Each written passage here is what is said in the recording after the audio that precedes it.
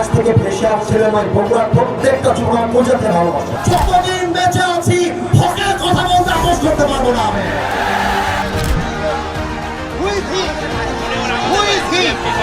আমি কি কোনো দলের কথা বলে? তোমরা সাক্ষী দাও, আমি দলের নাম বলেছি?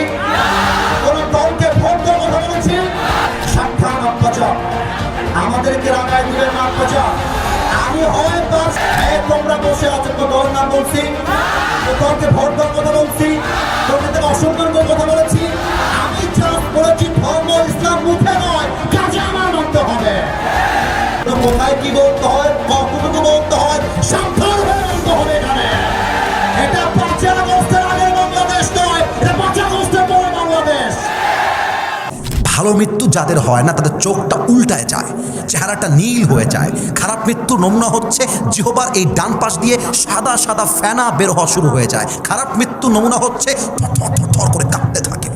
এটা ভালো মৃত্যুর নমুনা নয়। রূহ যখন কবজ হয়ে যাবে, এলাকার মসজিদে আপনার নামে এলান শুরু হয়ে যাবে, অমুকের বাবা, অমুকের মা, অমুকের দাদা দুনিয়াতে আর নাই, শেষ। আপনার ছেলে ফেসবুকে পোস্ট দিবে, স্টোরি দিবে, আমার বাবা দুনিয়াতে আর নেই, আমার কলিজার টুকরা মা দুনিয়াতে আর নেই। চতুর্পাশ থেকে লোক ছুটে আসবে আপনার জানাজার নামাজ পড়ার জন্য। কিন্তু যখন আপনার লাশটাকে দাফন করা হবে কবরে, এবার একটা প্রশ্ন করব, উত্তর হয়তোবা 90% বেশি ভুল আসতে পারে। আগে সাবধান করছি, উত্তর যেন ভুল না হয়। বলেন তো, কবরে রাখার পরে মাইয়াতকে প্রশ্ন করা হবে কয়টা? 4টা। কে বলেছেন একটু হাত তুলেন তো ভাই আমার। এই যে 4টা, that is the right answer. মোট প্রশ্ন 3টা নয়, মোট প্রশ্ন হবে 4টা। আমি প্রশ্ন করছি, উত্তর দিবেন আপনারা। বলেন, তোমার রব্বুক, আমাদের রবকে? আরো জোরে বলতে হবে, আমাদের রবকে? আল্লাহ আমার রব, এই রবি আমার সব, দমে দমে তনু মনে তারি অনুভব। তোমার দুনিয়াতে আমি যেদিকে তাকাই, অথই নেয়ামতে ডুবে আছি সবাই। পাখপাখালির কণ্ঠে শুনি তাসবিহ কলো রব, তাসবিহ কলো রব। আল্লাহ আমার রব, এই রবি আমার সব। রবকে? এবার একটু আমার দিকে তাকান তো, এইটা আমার মুখে কালো কালো কি? এরা ধরতে পেরেছে, আপনারা উত্তর দেন নাই। আর একবার, এইটার নাম? আব্বাজান, কবরের প্রশ্ন যতই মুখস্থ করেন, মুখস্থ দিয়ে উত্তর দেওয়া যাবে না আব্বাজান। আগে ঈমান এবং আমল ঠিক করতে হবে, তখন প্রশ্ন মুখস্থ করতে হবে না। আল্লাহ জবাবটা সহজ করে দিবে, ঠিক না বলে? এবার একটু আমার দিকে তাকায় বলেন তো, আমি যে চাপদাড়ি রেখেছি, যুবক ভাইরা, আমাকে পাম দেওয়া লাগবে না, যা বলবা মন থেকে। আমি যে চাপদাড়িটা রেখেছি, আমাকে দেখতে আনস্মার্ট লাগতেছে না? আমি উত্তর পাইনি। আমাকে দাড়িতে কি অসুন্দর লাগতেছে?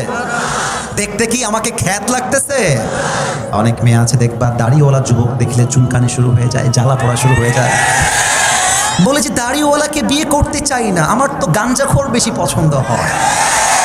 অনেক মেয়ে আছে দেখবা, দাড়িওয়ালা দেখলে নাক ছিটকায়। বগুড়ার ধুনটের ছেলেরা মাথায় রাখবা, যেই মেয়ের দাড়িওয়ালা পছন্দ নয়, তার জন্য বিডিএস এর হিজড়া ছাড়া সেকেন্ড কোন অপশন আমাদের কাছে নাই, যুবক ভাইরা। আর যেই মেয়ে দাড়ি পছন্দ করে না, সে তো আমার বাড়ির বউ হওয়ার যোগ্যতাই রাখে না। এবার বলেন তো, আমার নবীর মুখে লম্বা লম্বা দাড়ি ছিল কি ছিল না? আমার নবীর মতো সুন্দর এই তল্লাটে আর কেউ হতে পারে? চাঁদের চেয়ে সুন্দর তুমি, নবী আমার কমলিওয়ালা, দো জাহানের বাদশাহ তুমি, প্যারা নবী সাল্লে আলা। দো জাহানের বাদশাহ তুমি, প্যারা নবী সাল্লে আলা। চাঁদের চেয়ে সুন্দর তুমি, নবী আমার কমলিওয়ালা। সুবহানাল্লাহ পড়বেন না আপনারা মিয়া? এই জন্য দাড়ি রেখে দাও। তুমি দাড়ি রাখলে তোমার কপালে টিকটকার মেয়ে নয়, তোমার কপালে ফাতেমার মতোই তোমার মেয়ে পেল মিলে যাবে, ঠিক না বলো? আর কি বলবো, দুঃখের কথা, কথা বলতে গেলে তো আপনার রাগটা করতে পারেন। রাগ করবেন আপনারা সবাই? অনেক মা বোনেরা আমাকে শুনছেন বাহির থেকে, কেউ বাড়ির থেকে, কিন্তু আমি কোনো কথা কোনো মেয়েকে আঘাত করবার জন্য বলছি না। আব্বাজান, আমি আপনাকে আঘাত করবার জন্য বলছি না। অনেক মেয়ে আজকাল বোরকা পরে বোঝায় আমি আমার নবীকে অনেক ভালোবাসি, আমি ইসলামকে অনেক ভালোবাসি, কিন্তু বোরকা পরে টিকটকে নেচে বেড়ায়। বলো, এরকম মেয়ে আছে না নাই? বলো বলো বলো। আর একটা রহস্য ফাঁস করে দিয়ে যায়, কবে আবার আসবো? মেয়েরা আবার রাগ করলো সমস্যা না, আমি তো আসবো না এদিকে হয়তো বা। আচ্ছা, বলে দিয়ে যায়, অনেক মেয়ে আছে দেখবেন, আব্বাজান রাগ করবেন না, আমি বাস্তব বলতেছি আব্বাজান, অনেক মেয়ে আছে দেখবেন বোরকা পরে এই পুরো হাতাটা খোলা, শুধু এখানেই শেষ নয়, হাতে আবার রঙিন রঙিন মেহেদি লাগায়। তো এখন মুখটাও ঢাকা, বুকটাও ঢাকা, বোরকা পরা, কিন্তু হাতে মেহেদি দিয়ে বোঝায় মেরা চেহারা তো তুম দেখ नहीं सकते, হাত से ही पता लगा लो कि मैं खूबसूरत हूँ। প্রিয় বোন আমার, আপনার বোরকা পরে যদি দেহ দেখাবার এত শখ হয়, অনেক মেয়ে তো এত টাইট ফিটিং বোরকা পরে তার দেহের প্রত্যেকটা অঙ্গ প্রত্যঙ্গের ভাঁজ বোঝা যায়।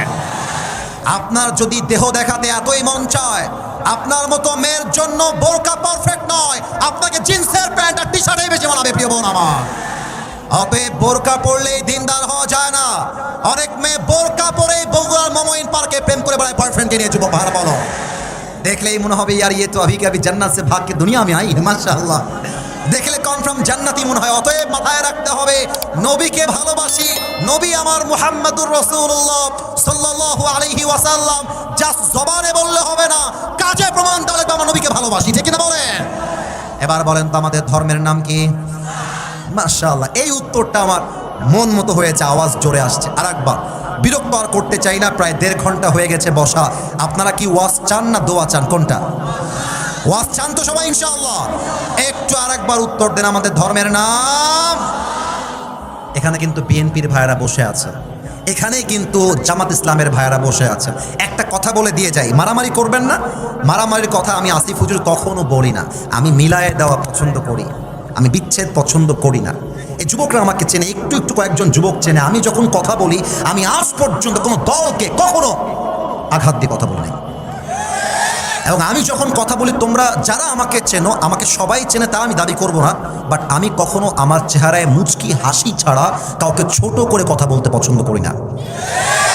বিএনপি মুসলমান, জামাত ইসলাম মুসলমান, জাতীয় পার্টি মুসলমান, চরমোনাই মুসলমান, শর্ষিনা মুসলমান, যত পার্টি আছে NCP, they are all Muslims. বাংলাদেশের প্রত্যেকটা দলের নেতা হচ্ছে সাচ্চা মুসলমান। আমার প্রশ্ন, now this question to everybody, those who are here and those who are listening my lecture right now, যারা আমাকে শুনছেন সবার কাছে আমার প্রশ্ন, বিএনপি যদি মুসলমান হয়, জামাত ইসলাম যদি মুসলমান হয়, জাতীয় পার্টি যদি মুসলমান হয়, এনসিপি যদি মুসলমান হয়, চরমোনাই যদি মুসলমান হয়, তাহলে আগামীর সংসদ, আগামীর পার্লামেন্ট কোরআন দিয়ে চলবে না কেন? আমাদের দাবি জামাত ইসলাম হিসেবে নয়, আমি কোনো পলিটিক্যাল পার্টির সাথে I am not connected with any political party in Bangladesh. I am just talking about on this matter as a citizen of Bangladesh. আমি নাগরিক হিসেবে বলছি, আমাদের প্রাণের দাবি আগামীর পার্লামেন্টে প্রত্যেকটা আইন পাস হতে হবে আল্লাহর এই কোরআন দিয়ে। বগুড়ার ভাইরা আমার, আচ্ছা এবার দেখেন তো, একটু দাঁড় করাচ্ছি। ভাই আমার একটু দাঁড়াও তো, তুমি এই যে সামনে, তুমি একটু দাঁড়াও। হ্যাঁ হ্যাঁ তুমি দাঁড়াও। না না না, ওকে ধমক দেওয়ার অর্জন দাঁড় করায়নি। কলিজার ভাই, তোমার নাম কি কলিজা? হ্যাঁ, মোহাম্মদ আলী। এই বগুড়াবাসী, ধুনুরবাসী, আমি আমার ওয়াজের শেষের দিকে আছি, শেষ ভালো যার সব ভালো তার। ওকে কি দেখা যায় একটু বলেন না, একটু উত্তর দেন। মিডিয়া যাবে, আরে বাঘের বাচ্চা আমরা, কাপুরুষের বাচ্চা আমরা নয়, ঠিক না বলেন? মোহাম্মদ আলীকে দেখা যায়। এবার দেখেন, মোহাম্মদ আলী মনে করেন এমন একটা দলের লোক, যেই দল ইসলাম কোরআন কিছুই মানে না, ভালোবাসে না।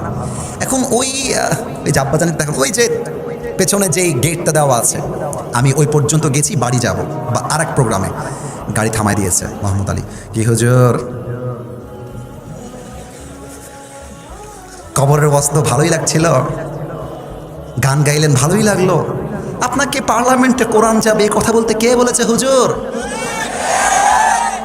পাতি নেতা, পাতি নেতা। আচ্ছা আচ্ছা, হ্যাঁ, কথা কিন্তু আব্বাজান বুঝে গেছে। তো এখন আমি বললাম, এই তোর বাড়ি, আমাদের রাজশাহীর একটা ভাষা আছে, এই তোর বাড়ি কতিবে, রাজশাহীতে বলে। তো ওকে বললাম যে, এই ছেলে, এই থাম, তুই থাম, তোকে আমি দেখতেছি। আমি ড্রাইভার সাহেবকে বলবো, ভাই ড্রাইভার সাহেব, গাড়ির মধ্যে একটা হাইসা আছে, বের করেন তো, শালাকে দেখে নিবো আজকে। দিয়ে হাইসা নিয়ে এসে মোহাম্মদ আলীর পায়ে মারছি একটা কোপ, ওর ডান পা কেটে পড়ে নিচে পড়ে গেছে। সোনামণি নতুন, বসো বসো বসো। ও ভয় কাঁপতেছে। আচ্ছা এবার না না না, হাসলে হবে না, কথা বুঝতে হবে। আমার ধর্ম যে ইসলাম, আমার ধর্ম ইসলাম কেন? আমার ধর্ম খ্রিস্টান না কেন? আমার ধর্ম ইহুদি না কেন? বৌদ্ধ না কেন? আমরা তো মুসলমান হয়ে কলিজার মধ্যে গৌরব বোধ করি, ঠিক না বলেন? এখন সবাই মিলে চিৎকার দিয়ে বলছে আসিফ হুজুরকে আটকা। আসিফ হুজুর মোহাম্মদ আলীর ডান পা কেটে দিয়েছে, সবাই মিলে আমাকে ধরছে। আগামীকাল সকালবেলা আমাকে বগুড়ার জেলখানায় ভরে দিয়েছে, ঢুকো জেলখানায়।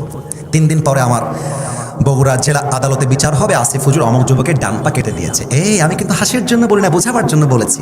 এখন জজ সাহেব বলছে আসিফ হুজুর না, আপনি খালি লোকটা দেখতে সুন্দর, লোকটা আপনি আসলে ভালো না গো, কাজটা আপনি ঠিক করেন না। আপনার বিচার হলো ব্রিটিশ আইন অনুযায়ী 5 বছরের জেল আর 1 লাখ টাকা জরিমানা।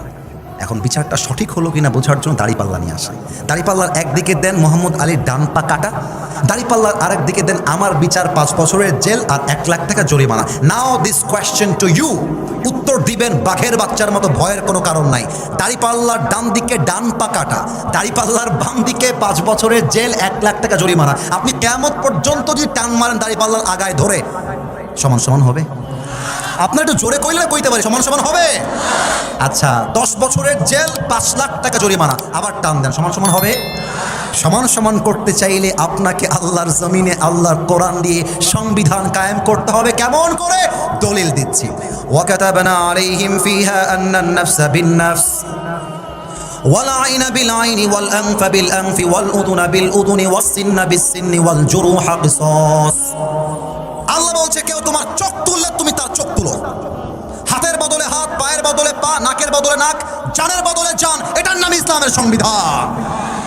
এবার আইন পাস করেন আল্লাহর কোরআন দিয়ে। জজ সাহেব বলবে আসিফ হুজুর ডান পা কেটে দিয়েছে, তোমরাও আসিফ হুজুরের ডান পা কেটে দাও। এবার দাড়িপাল্লা নিয়ে আসেন, দাড়িপাল্লার ডান দিকে মোহাম্মদ আলীর ডান পা দেন, দাড়িপাল্লার বাম দিকে আসিফ হুজুরের কাটা ডান পা দেন। এবার টান দেন, দেখবেন সমান সমান হয়ে গেছে। ওমান হাকামা বিহি আদালা, এই কোরআন দিয়ে যে বিচার করবে সেই তো সঠিক বিচার করতে পারবে। অতএব আমরা আগামী বাংলাদেশের নির্বাচনে কোনো গাঁজাখোর এমপিকে দেখতে চাই না, সুদখোর এমপি দেখতে চাই না। আমরা দেখতে চাই এমন এমপি যে এমপি আল্লাহর এই জমিনে আল্লাহর কোরআন দিয়ে আইন পাস করতে চায়।